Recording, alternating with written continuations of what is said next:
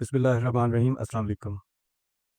आज एक बहुत बड़ी न्यूज़ है कि हमारे फील्ड मार्शल साहब के एज़ाज़ में एक लंच दिया जा रहा है व्हाइट हाउस में प्रेसिडेंट डोनाल्ड ट्रंप की तरफ से, which is very relevant to the situation. और इस सिचुएशन में इसका मतलब क्या है?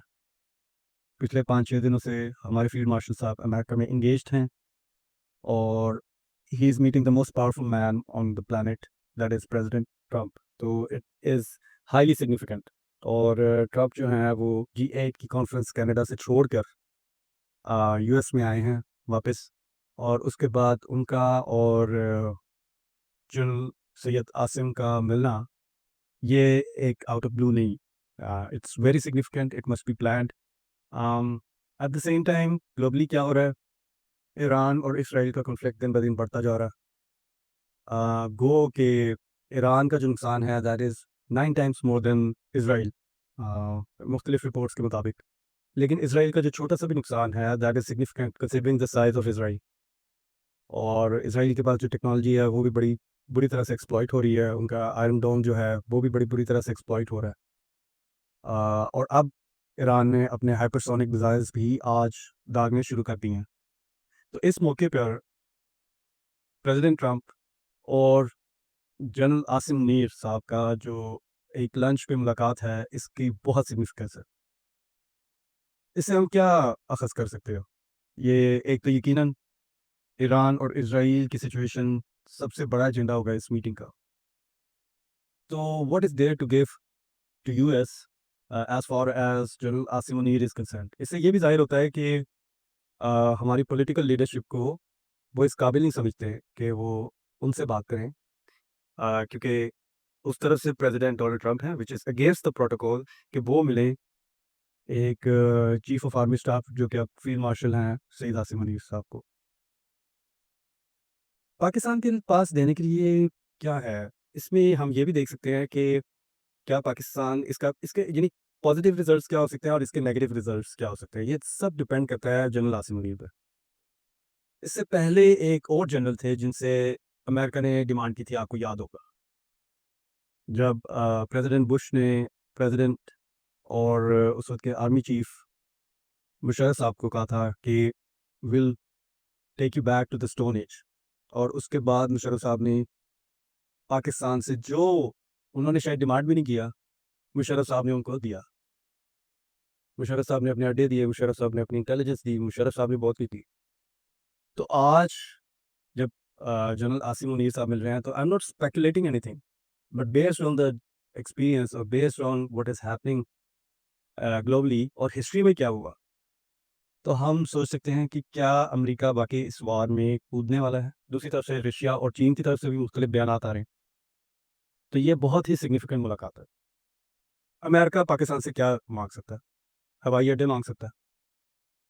अगर पाकिस्तान डायरेक्ट हवाई अड्डे दे तो इसमें भी बहुत ज़्यादा प्रॉब्लम है, क्योंकि पाकिस्तान की अवाम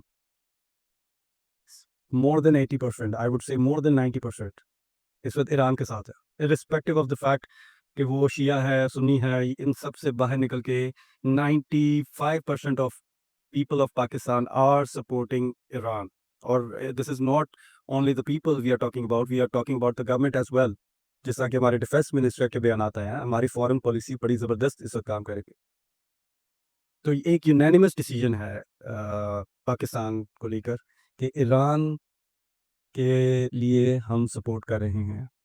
अगर हम किसी और तरह से नहीं सपोर्ट कर रहे तो कम से कम मॉरली सपोर्ट कर रहे हैं, कम से कम इस सपोर्ट का इज़हार कर रहे हैं इन आवर फॉरेन पॉलिसी और कंडेम कर रहे हैं इज़राइल को।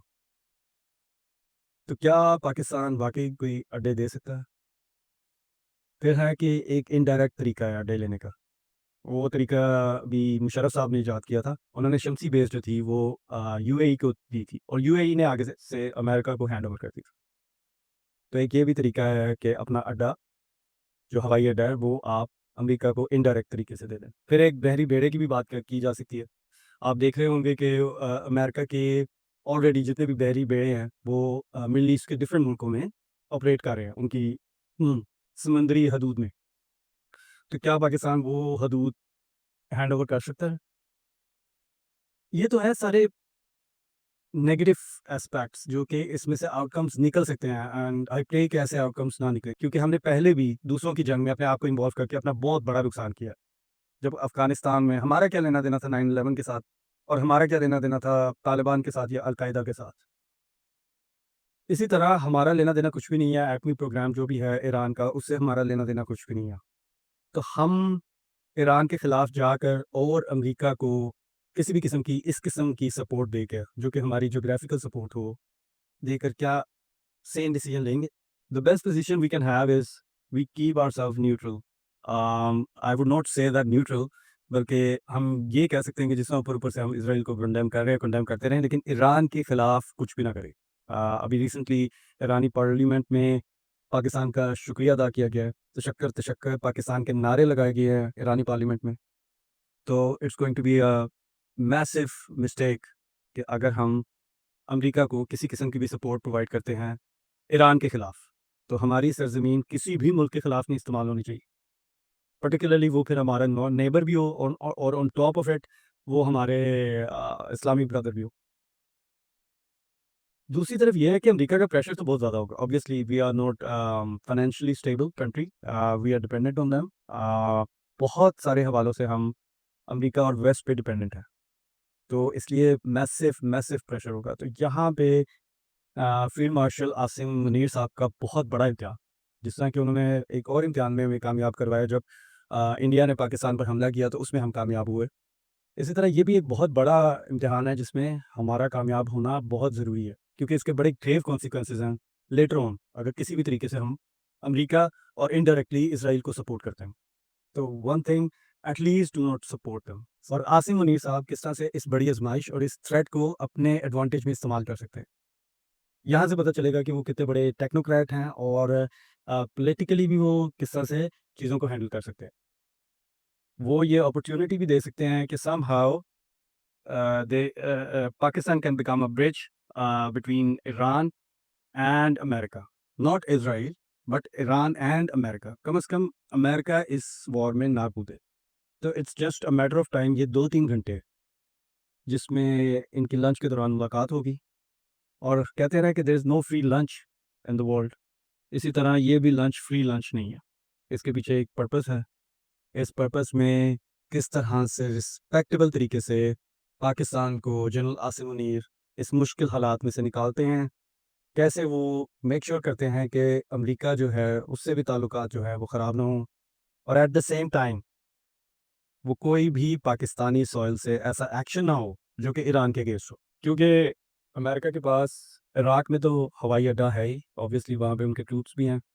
एट द सेम टाइम उन्हें इस एंड से, यानी ईरान एक बहुत बड़ा मुल्क है, इराक से अगर वो ऑपरेशंस को कैरी करते हैं, तो उन्हें बहुत ज्योग्राफिकल एरियाज़ को ट्रैवल करना होगा, और बहुत काम जो है वो उस वक़्त मुश्किल होगा। तो probably they will be looking at Pakistan soil कि वहाँ से हमें सपोर्ट मिले। और फिर when we talk about regime change, क्योंकि अभी तक उन्होंने बहुत सारे जो मिसाइल लॉन्चर्स हैं ईरान के वो ख़त्म कर दिए, उन्होंने साइंटिस्ट को मार दिया, उन्होंने टॉप मिलिट्री लीडरशिप को मार दिया, लेकिन स्टिल दे आर सेइंग कि उनका टारगेट पूरा नहीं हुआ। और टारगेट असल में है क्या? असल टारगेट है ईरान की रेजीम को चेंज करना, और उनके पास अल्टरनेटिव रेजीम भी कोई नहीं है, यानी there is no second to the government that already exists in Iran, जो कि बेसिकली आयतुल्लाह खामनेई के अंडर है। तो उसको वो तब्दील नहीं कर सकते, यानी दे इंटरनली कोई ऐसा ग्रुप नहीं है जिसको वो सपोर्ट कर सकते। तो फिर उन्हें अगर एक पपेट भी इंस्टॉल करना है ईरान में, तब भी उन्हें ग्राउंड पर आना पड़ेगा, और फिर वो एक कन्वेंशनल वॉर भी हो सकती है।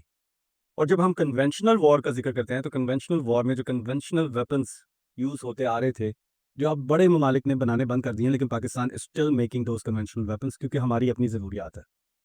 हम टेररिज़्म के अगेंस्ट हमारी जंग जारी थी, आज भी जारी है और आगे भी जारी रहेगी। अल्लाह करे कि ये जंग जल्दी हम जीत जाएँ। लेकिन वो जो गुरिल्ला वॉर होती है, और उसमें जब ग्राउंड पे आके लड़ाइयाँ लड़नी होती है, तो उसके लिए कन्वेंशनल हथियारों की यकीनन ज़रूरत होती है। तो ये कहा जाता है, एक अमेरिकन पेपर में भी आया है कि पाकिस्तान ने अपने कन्वेंशनल हथियार पहले अमेरिका को दिए, और अमेरिका ने वो कन्वेंशनल हथियार यूक्रेन को दिए। So similarly, there could be an indirect passage America could be looking for as far as Pakistan is concerned कि पाकिस्तान से वो कन्वेंशनल वेपन्स वहीं से ही इस्तेमाल कर लिए जाएँ एक इनडायरेक्ट तरीके से। तो ये भी पॉसिबिलिटी है। तो अल्लाह ना करे कि हम ऐसी पॉसिबिलिटीज़ की तरफ जाएँ।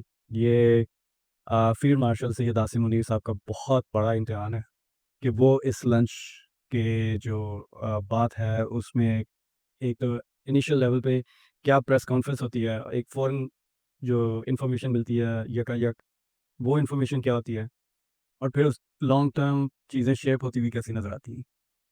The best thing again Pakistan can do is to crack a deal between USA and Iran, mediating a role between USA and Iran.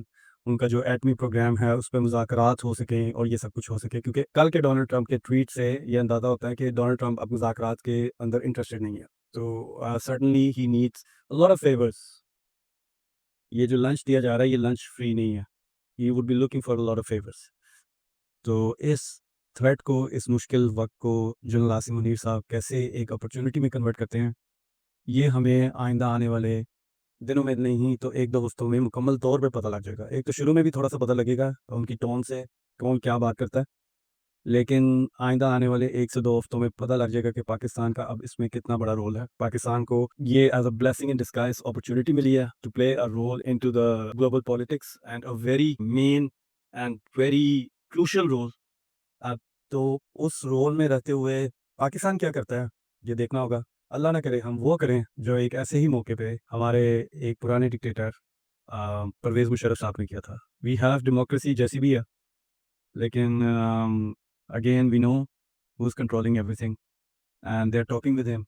तो आई होप जो जनरल आसिम मुनीर साहब हैं, वो बेहतरीन आउटकम्स के साथ इधर से अपॉर्च्युनिटी क्रैक करेंगे और पाकिस्तान को इज़्ज़त देंगे, बजाय इसके कि पाकिस्तान अपने ही लोगों के लिए ज़िल्लत का बायस बने। आपका बहुत-बहुत शुक्रिया। Stay tuned to Pakistan updates और हम इस पे कमेंट्री करते रहेंगे। Thank you. अल्लाह हाफ़िज़।